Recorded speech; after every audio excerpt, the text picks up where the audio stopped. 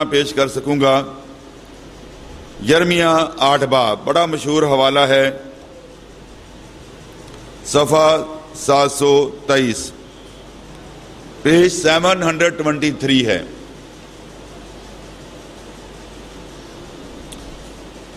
ورس 18 یرمیہ chapter 18 starting from verse 18 to 22۔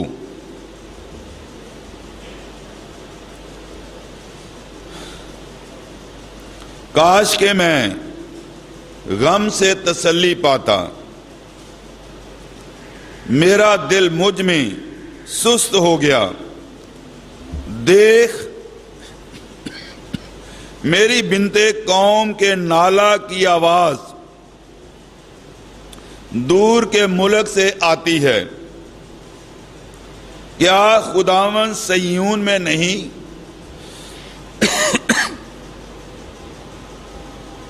کیا اس کا بادشاہ اس میں نہیں؟ انہوں نے کیوں اپنی تراشی ہوئی مورتوں سے اور بیگانہ معبودوں سے مجھ کو غضبناک کیا؟ فصل کاٹنے کا وقت گزرا، گرمی کے ایام تمام ہوئے اور ہم نے رہائی نہیں پائی۔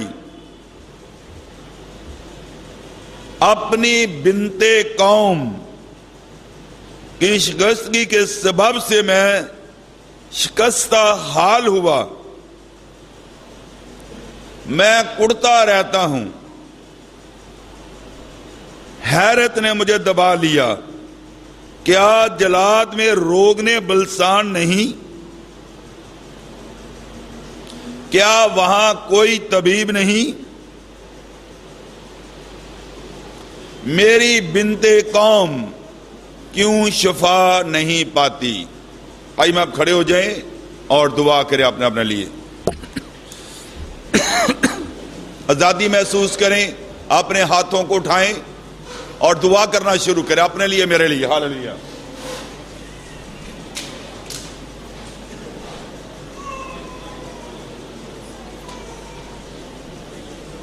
ہاللیلویہ ہاللیلویہ، پریز جیسس، ہاللیلویہ۔ سب زبانیں کھل جائیں بادشاہوں کے بادشاہ کے سامنے۔ ہم کسی انسان کے پاس نہیں آئے، ہم زندہ خدا کے پاس آئے ہیں، جس کی قبر خالی ہے، جو معجزات کا خدا ہے، جو ناممکنات کا خدا ہے، جس کے لیے کوئی کام مشکل نہیں ہے۔ وہ اپنا ہاتھ بڑھا کے بیماروں کو شفا دیتا ہے، زندگیوں کو تبدیل کرتا ہے۔ وہ بدلتے موسموں کا خدا ہے۔ وہ آج شام بڑی قدرت کے ساتھ، جاہ و جلال کے ساتھ ہمارے درمیان اترا ہوا ہے۔ اے خداوند میرے گلے کو چھو اور میری جماعت کو چھو، ہم سب کو ایک روح میں باندھ لے۔ آج کی عبادت کا سارا ہی جلال آپ کے نام کو پہنچے، اور دعا کرتا ہوں کہ تیرا مسا لمحہ بلمحہ ہماری بات میں بڑھتا ہی چلا جائے۔ ایک ایک زندگی محسوس کرے کہ یسوع نے مجھے چھو لیا ہے، خدا کا کلام زبردستی میرے جسم میں گھس رہا ہے۔ Hallelujah. Touch Holy Spirit each and every one this evening. تیرا کلام لوگوں کو چھوئے اور تیرے کلام کی قدرت سے آج شام بیمار شفا پائیں۔ ہر ایک کی ضرورت کے مطابق تو ہم کلام ہو۔ یہ سب کچھ آپ کے نام سے مانگ لیتے اور پا لیتے ہیں، آمین۔ جماعت بیٹھ جائے۔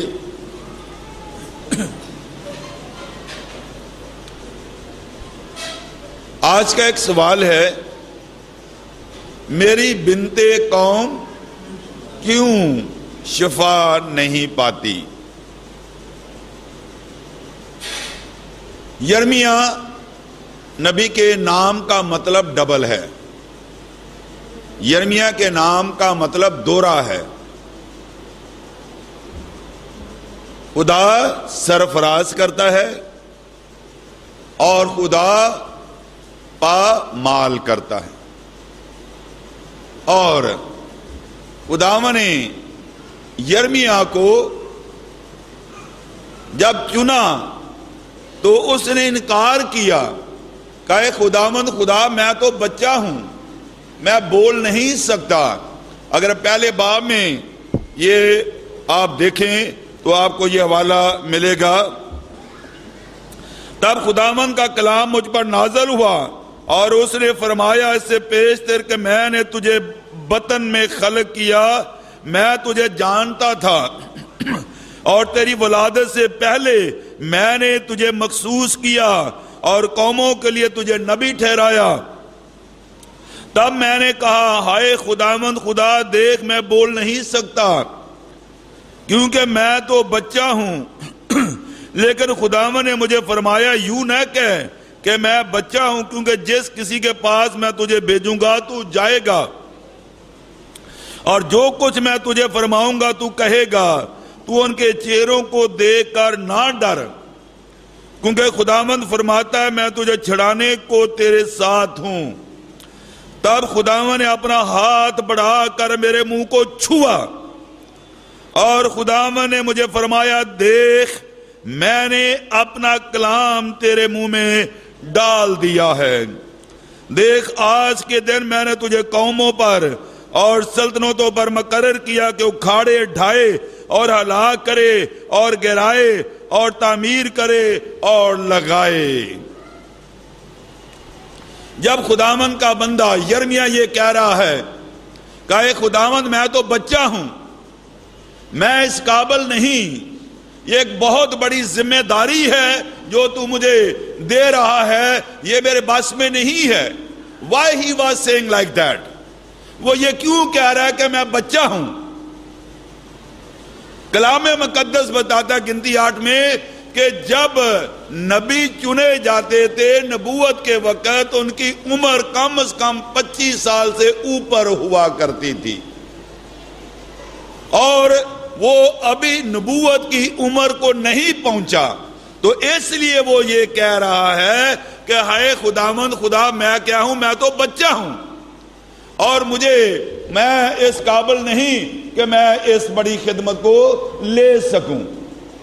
اور اس کے بعد جب اس نے کہا کہ خداوند میں بچہ ہوں, میں یہ کام نہیں کر سکتا,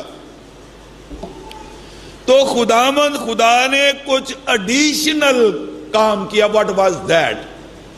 کیا لکھا سا میرے ساتھ ہے؟ خدا نے کیا کیا؟ لکھا ہے کہ خدا نے اپنا کلام اس کے منہ میں کیا کر دیا؟ ڈال دیا. خدا کے کلام میں قدرت ہے. خدا کا کلام بند بند گودے گودے نس نس میں سے گزر جاتا ہے. خدا کے کلام کے وسیلہ سے بادشاہوں کے منہ بند ہو جاتے ہیں. خدا کا کلام طوفانوں کے رخ موڑ دیتا ہے. خدا کا کلام بھوکوں کے لیے روٹی, خدا کا کلام پیاسوں کے لیے آب حیات, خدا کا کلام جہاز رانوں کے لیے قطب نما ہے. خدا کا کلام بھٹکے وہ کے لیے راہ ہے. میں نے جس بات سے تو ڈرتا ہے مت گھبرا. I am with you. Wherever I will send you, I will go along with you. تو جہاں کہیں جائے گا میں تیرے ساتھ جاؤں گا. میں نے تجھے اپنا منہ بنا لیا. جب تو لطیف کو کثیف سے جدا کرے گا تو میں تجھے اپنا منہ بناؤں گا. اور اس کے بعد جب یہ ہو گیا اور وہ نکلا, اس نے کہا خدا نے کہ بہتوں کو تو لگانے کا اور بہتوں کو اور تو کیا کرے گا؟ گرانے کا وسیلہ بنے گا. کیونکہ اس کے نام کا مطلب ہی یہی ہے, سرفراز کرنا اور پائمال کرنا. تو جو تیرے کلام کو قبول کریں گے میں انہیں سرفراز کروں گا, میں انہیں آسمانی مقاموں پر بٹھاؤں گا. اور جو تیرے کلام کو رد کریں گے میں انہیں اکھاڑ پھینکوں گا، چاہے وہ چھوٹے ہوں یا بڑے ہوں۔ میں نے تجھے وہ دلیری، میں نے تجھے وہ قدرت، وٹ آئی ایم، میں جو کچھ ہوں، میں نے وہ قدرت، میں نے وہ مکاشفہ، میں نے وہ پاور تیرے اندر انجیکٹ کر دی ہے۔ ہاللیلویا۔ تو چہروں کو دیکھ کے مت گھبرانا کہ یہ بہت بڑا پادری ہے، یا یہ بہت بڑا بشپ ہے، یا یہ بہت بڑا کاؤنسلر ہے، یا یہ بہت بڑا سیاسی مقام پر ہے۔ تو چہروں کو دیکھ کے مت گھبرانا۔ کیا میں نے بشپ کو پیدا نہیں کیا؟ کیا میں نے بڑے پادری کو پیدا نہیں کیا؟ کیا میں نے وزیر اعظم کو پیدا نہیں کیا؟ کیا میں نے کسی کاؤنسلر کو پیدا نہیں کیا؟ یہ تو میری مٹھی میں ہے، ان سے ڈرنے کی ضرورت نہیں ہے۔ تو چہروں کو دیکھ کے مت گھبرانا۔ میں جو کچھ تیرے منہ میں ڈالوں گا تو نے بولنا ہے، بھلے تجھے اس کی سزا ہی کیوں نہ اٹھانی پڑے۔ مبارک ہیں وہ لوگ اگر آج یہ دنیا، یہ پلانٹ جس میں ہم رہتے ہیں، اگر یہ سروائیو ہے، it mean there are some people, کچھ لوگ ایسے ہیں جو چہروں کو اس سے نہیں ڈرتے، جو چہروں کو نہیں دیکھتے، وہ رب الفاظ پر ان کی نگاہیں لگی ہیں، وہ خدا کو دیکھتے ہیں۔ بھلے ان کو چرچ سے نکال دیا جائے، بھلے ان کے لیے خدمت کے دروازے بند کر دیے جائیں، وہ نہیں گھبراتے، وہ روح سے تو بھرے ہوئے ہیں۔ کون سلاب کے آگے باندھ سکتا ہے؟ کون سلاب کو روک سکتا ہے؟ کیا آپ اس سلاب کا حصہ بننا چاہتے ہیں؟ اگر اس سلاب کا حصہ بننا چاہتے ہیں تو بیدار ہو جائیں۔ کراچی شہر میں ایک زبردست روحانی انقلاب آنے والا ہے۔ Note it down.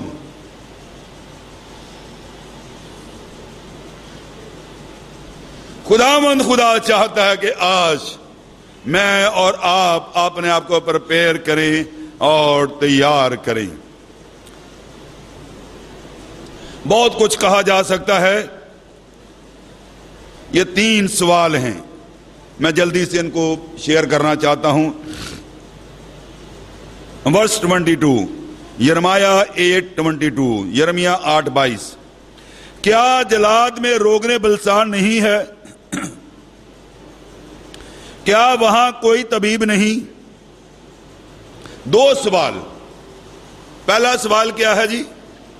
کیا جلاد میں روغن بلسان نہیں؟ کیا وہاں کوئی طبیب نہیں؟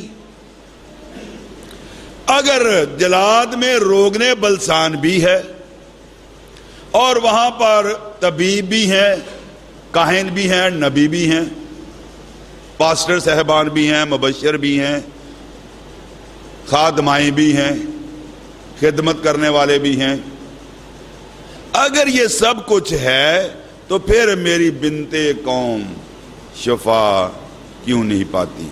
There is problem۔ سوچئے ذرا۔ لفظ جلاد جو ہے اس کو میں تھوڑی دیر کے لیے کھولنا چاہتا ہوں۔ جلاد جو ہے یہ کوہ جلاد پہاڑ تھا۔ اگر میرے ساتھ ایک حوالہ آپ دیکھیں، پیدائش کی کتاب میں 37 باب اس کی 25 آیت صفحہ 39۔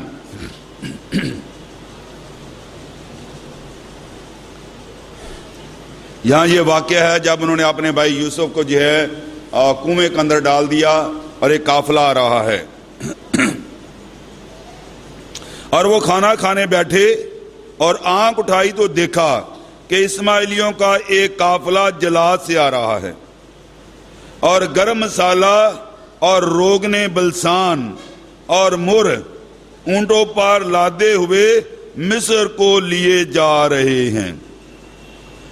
تو اب جلاد کیا ہے؟ جلاد ایک پہاڑ ہے، اور اس پہاڑ پر یہ درخت مسالہ جات اور بکثرت جو ہے جگہ پائے جاتے تھے۔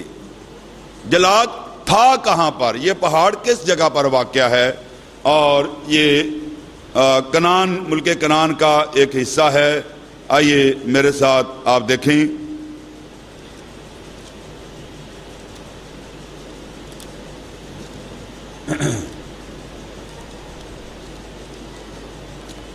پیدائش 43 باب اس کی 11ویں آیت۔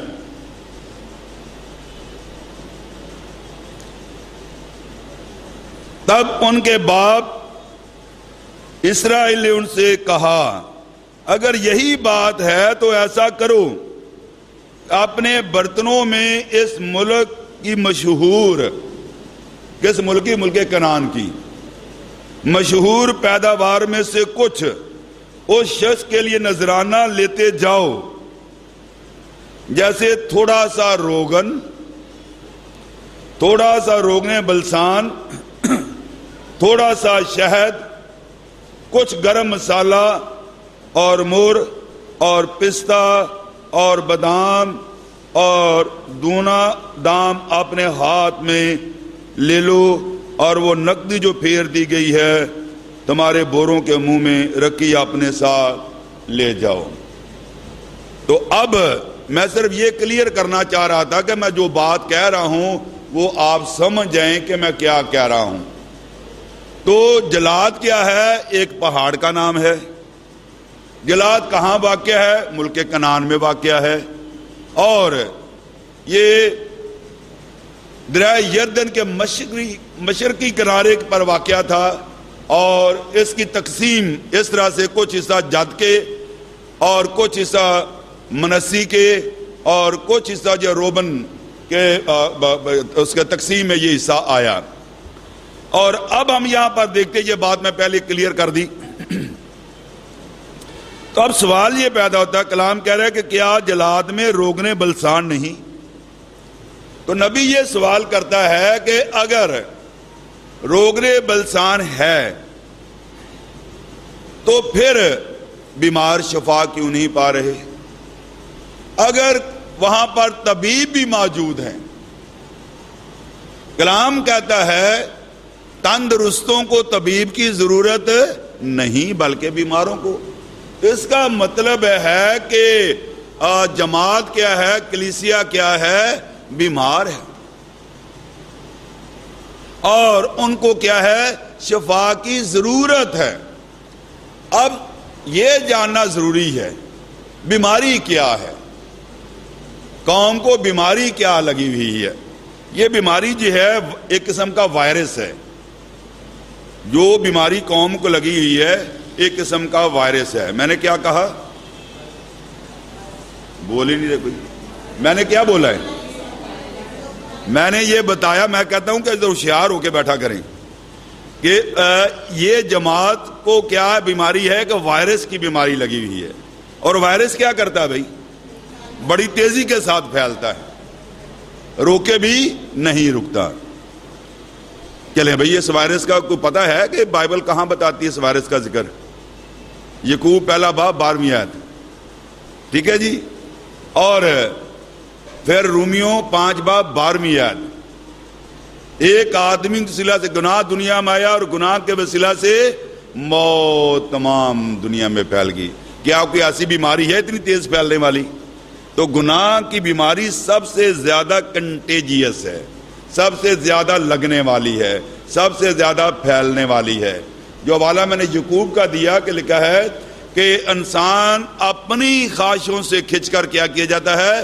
آزمایا جاتا ہے۔ جب موت بڑھ جاتی ہے پھر ہلاکت پیدا کرتی ہے۔ اپنے گناہوں میں، اپنی باتوں میں کھچ کر آزمایا جاتا ہے۔ تو گناہ کیا ہے بھائی؟